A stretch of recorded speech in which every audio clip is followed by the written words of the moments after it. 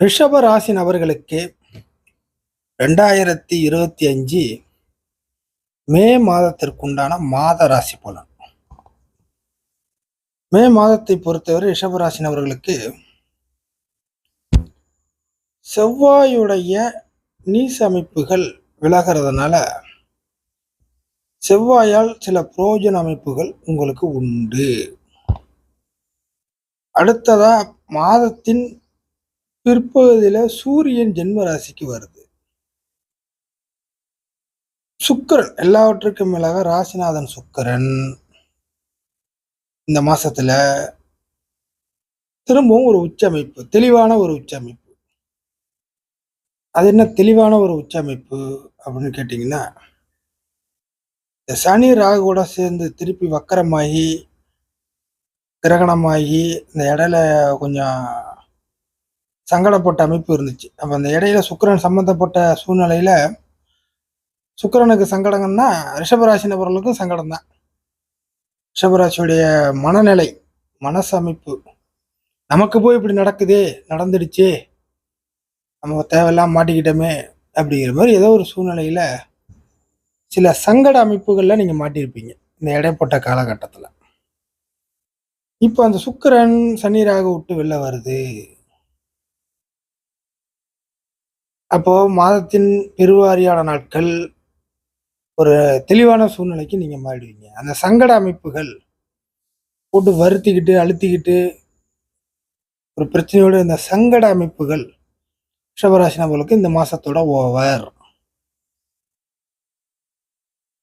So சுக்கரனுடைய அந்த உச்சமைப்பும் இருக்கிறதுனால தவறுகள் நடந்ததை திருத்திக் கொள்வீர்கள். இல்ல எதாச்சும் நீங்க மாட்டிக்கிட்டு முழிச்சுக்கிட்டு இருந்தாலும் சரிதான், இல்லை யாராச்சும் உங்களை மாட்ட விட்டு இருந்தாலும் சரிதான், அதுல இருந்து வெளில வந்துடுவீங்க. ஸோ ஒரு சில நல்ல விஷயங்களை எதிர்பார்க்கலாம். அப்படிங்கிறது சுக்கரனுடைய மீண்டும் ஒரு உச்சநிலை உங்களுக்கு அந்த மாதிரியான ஒரு பலனை தருகிறது. அடுத்ததாக குடும்பம் மற்றும் வாக்கு பிளஸ் 5ஆம் இடத்த அதிபதி புதன். இந்த மாசத்தை பொறுத்த வரைக்கும் புதன் ஜென்ம ராசியிலோடலாம் சம்பந்தப்பட போகுது. 12 ஜென்ம ராசி இந்த மாதிரி அமைப்புல எல்லாம் புதனுடைய சம்பந்தம் கிடைக்க போகுது. அப்படிங்கிறதுனால பேச முடியாம தவிச்சுக்கிட்டு இருந்த நபர்கள் கூட நல்ல விதமாக பேசுவீர்கள், அறிவுபூர்வமாக பேசுவீர்கள், புத்திசாலித்தனமாக நடந்துப்பீங்க, பேச்சால் பிழைத்துக் கொள்வீர்கள். 5ஆம் இடத்த அதிபதியாக இருக்கிறதுனால பேசுறதுனால சில காரியங்கள் நடக்கும். கஷ்டமான காரியங்கள் கூட கொஞ்சம் இலகுவாக நடக்கும் நீங்கள் பேசுனீங்கன்னா. ஸோ ஒரு டைட் பொசிஷன்ல இருந்து நீங்கள் கொஞ்சம் வெளில வருவீங்க. எப்போதுமே ஒவ்வொரு ராசிக்கும் அதனுடைய 5ஆம் இடத்த அதிபதி வலுவுக்கு ஏற்ப அந்த கஷ்டமான சூழ்நிலையிலிருந்து வெளியே வர வைக்கிற கிரகம் 5ஆம் இடத்த அதிபதி. அந்த விஷயத்துல நீங்க கொஞ்சம் கொடுத்து வச்சால்தான் இந்த மாசத்தை பொறுத்தவரை. புதனுடைய அமைப்பு அப்படி இருக்கு, நல்ல விஷயம். இப்ப அடுத்ததாக செவ்வாய் இந்த நீச அமைப்பு விட்டு கிட்டத்தட்ட மேக்சிமம் விலகுது.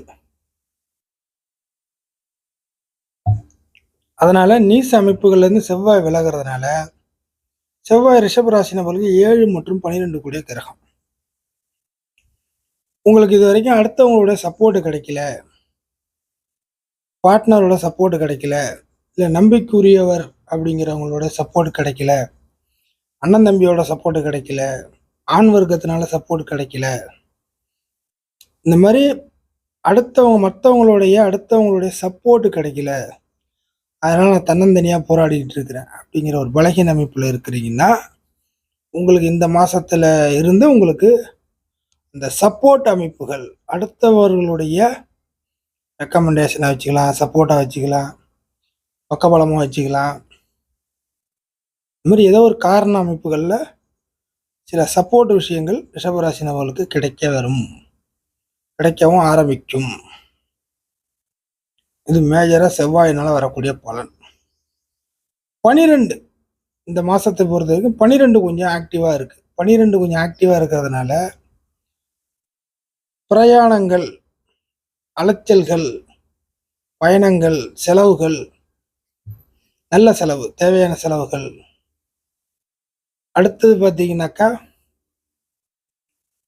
இடம் விட்டு இடம் மாறுதல்,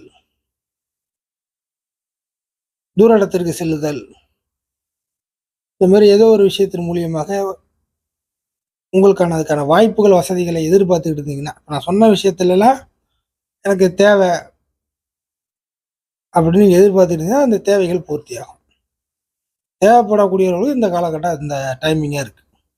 ட்ரான்ஸ்ஃபரு, சில விஷயத்த மாற்றி அமைக்கிறது, சில விஷயத்த விட்டுட்டு வெளியேறது, புதுசான ஒரு இடத்துக்கு போறது, புதிய நபர்களோட கை கோர்க்கிறது, இந்த மாதிரி ஏதோ ஒரு விஷயத்தின் மூலியமாக 12 உங்களுக்கு கொஞ்சம் ஆக்டிவா மாறுறதுனால சில மாற்றங்களை தேவைப்படக்கூடியவர்கள் நிச்சயமாக இந்த மாசத்தை பொறுத்த வரைக்கும் கண்டிப்பாக அதற்கான பலன் உண்டு. அடுத்தது சூரியனுடைய வருகை. சூரியனுடைய வருகை ஜென்ம ராசியில மாதத்தின் பிற்பகுதியிலிருந்து வச்சுங்க. சூரியன் இந்த ராசிக்கு ஒரு 4ஆம் இடத்த அதிபதி.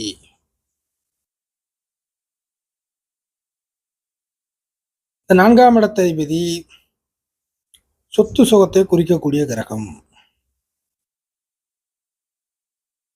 அதே சமயம் ஒரு ஆக்டிவான கிரகம். ரிஷபராசி நபர்கள் சுணங்கி போன அமைப்புல எதையுமே செயல்படுத்த முடியாம ஒரு சுணங்கி போன அமைப்புல இருக்கிறீங்கன்னாக்கா, அந்த சுணக்கத்திலிருந்து வெளியே வந்து உங்களுடைய தைரியம், தன்னம்பிக்கை, எப்படி சூரியன் வந்து வெயில் காலத்துல கொஞ்சம் பவரா இருக்கோ அந்த மாதிரியான ஒரு பவரான ஒரு நிலைமை உங்களுக்கு கிடைக்கும். பவரான ஒரு சூழ்நிலை. ஒரு முட்டுக்கட்டையா ஒரு விஷயம் போட்டு தடுத்துக்கிட்டே இருக்குன்னா அதை உடச்சி விட்டு எஞ்சிருவீங்க. உடச்சி காலி பண்ணிடுவீங்க. இந்த மாசத்தை பொறுத்து ஒரு முட்டுக்கட்டைகள் ஏதோ ஒன்று, யாரோ உங்களை கட்டி போட்டிருக்காங்க, யாரோ ஒன்று உங்களை பயமுறுத்திட்டே இருக்காங்க, அது அப்படி ஆகிடும், இது அப்படி ஆகிடும் அப்படின்னு சொல்லி உங்களுக்கான முன்னேற்றத்துக்கு ஒரு முட்டுக்கட்டையா போட்டுக்கிட்டு இருக்காங்க. அதை உடச்சி காலி பண்ணக்கூடிய ஒரு மாதமாக ரிஷபராசி நபர்களுக்கு இந்த மாதம் இருக்கும். உங்களை வந்து ஒரு பயமுறுத்திக்கிட்டு இருக்காங்க அப்படின்னாக்கா அந்த பயத்துலேருந்து வெளில வந்துடுவீங்க. என்ன ஆனாலும் பார்த்துக்கலாம், நம்ம நிலைமை சரியில்லாமல் இருந்துச்சு, இப்போ கொஞ்சம் பரவாயில்ல, இப்போ வந்து மோதிப்பார் அப்படின்னு சொல்கிறோம் இல்லைங்களா, அந்த மாதிரி இந்த முட்டுக்கட்டைகள், பயங்கள், ஒரு சில ஆட்கள் ஆன்மீகத்தை வச்சு பயமுறுத்துவாங்க, அது அப்படி ஆயிடு, இது அப்படி ஆயிடுன்னு மூட நம்பிக்கை வச்சு பயமுறுத்துவாங்க. இந்த மாதிரி ஏதோ ஒரு விஷயத்துல வச்சு உங்களுக்கு வந்து ஒரு பயத்தை காட்டிக்கிட்டு இருந்தாங்க. இல்லை உங்களுக்கு செய்ய முடிஞ்ச காரியத்தை கூட பாலிடிக்ஸ் பண்ணி கெடுத்துக்கிட்டு இருந்தாங்க. இதை வந்து நீங்கள் வீட்லேயும் வச்சுக்கலாம், வெளியில் வச்சுக்கலாம், வேலை செய்கிற இடத்துல பார்க்கலாம், ஏதோ ஒரு இடத்துல எப்படி வேணால் வச்சுங்க. ஒரு முட்டுக்கட்டையை போட்டு உங்களை தடுத்துக்கிட்டு இருந்த விஷயங்களையோ நபரையோ இந்த மாதத்தை பொறுத்தவரை நீங்கள் காலி செய்து விடுவீர்கள். நீ என்னமோ சொல்லிட்டு போ, நான் பார்த்துக்கிறேன் கூட அப்படிங்கிற மாதிரி நீங்கள் செயல்பாட்டுக்கு வந்துடுவீங்க. ஸோ இதுக்கு மேற்பட்டு உங்களுக்கு அந்த குழப்பங்கள் நீடிக்காது. ஒரு பவரான நபராக மாறுவீங்க. பவரான நபராக மாறிடுவீங்க. அடுத்ததாக இந்த மாசத்தை பொறுத்தவரை குரு பயிற்சி, ராகு கேது பயிற்சிலாம் நடக்க போகுது.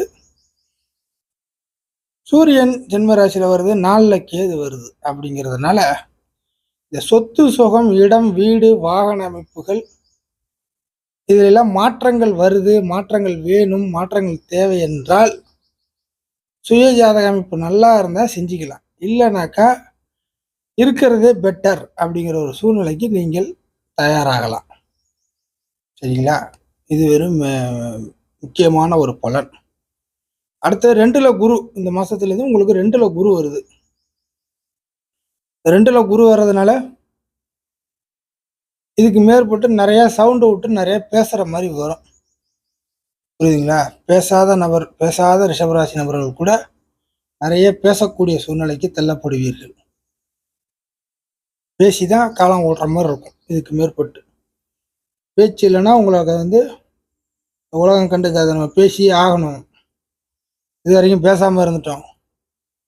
இதுக்கு மேற்பட்டு பேசி என்னதான் நடக்குதுன்னு பார்த்துருவோம். அது நஷ்டம் போனாலும் சரிதான், லாபம் போனாலும் சரிதான், பேசுறத பேசிடுவோம் அப்படிங்கிற ஒரு சூழ்நிலைக்கு இதுக்கு மேற்பட்டு 2ல் வரக்கூடிய குரு உங்களை தள்ளும். ஸோ இதெல்லாம் நல்ல விதமாக எடுத்துக்கிட்டு பயன்படுத்தி கொள்வது அவரவர் கொடுப்பனை என்பதே அஸ்ட்ராலஜி இறுதியாக சொல்ல வருகிறது.